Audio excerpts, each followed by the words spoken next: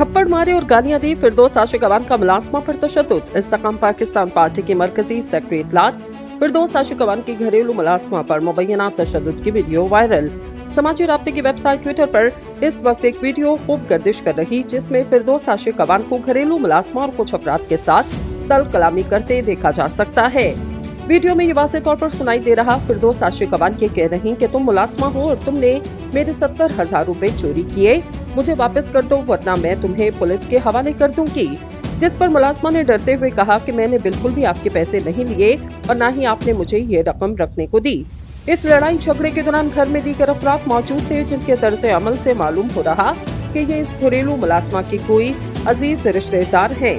मजीद ये कि अब रिश्तेदार कहने लगे कि बाजी आप हमारे सामने अपनी मुलाजमा को थप्पड़ मार रही, ऐसा आपको नहीं करना चाहिए।